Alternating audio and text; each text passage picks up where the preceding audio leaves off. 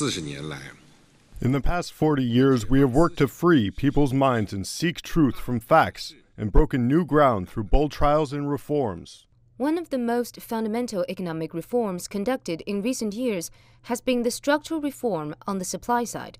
For decades, China has been relying on the demand side, consumption, exports, and investment for growth. But now the focus is to be shifted to capital, innovation, and supportive investment environments.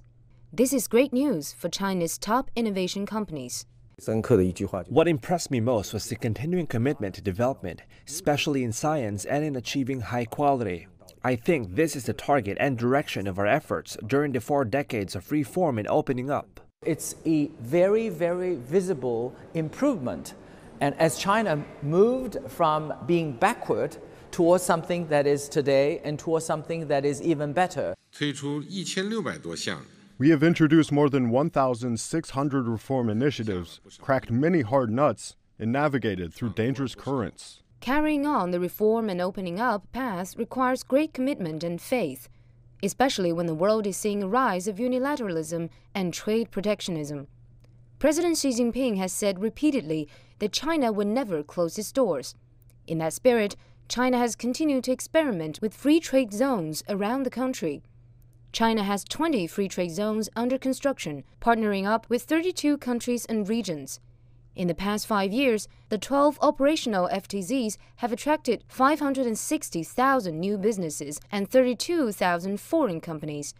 They contributed over 12% of trade volume and 12% of foreign direct investment to the national figures in 2018.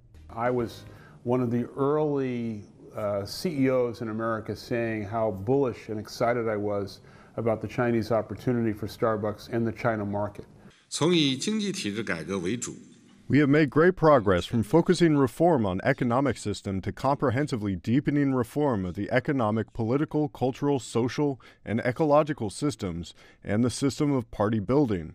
Fast economic growth in the first 35 years has led to new problems. How can sustainable development be ensured? How can urban and rural development be balanced?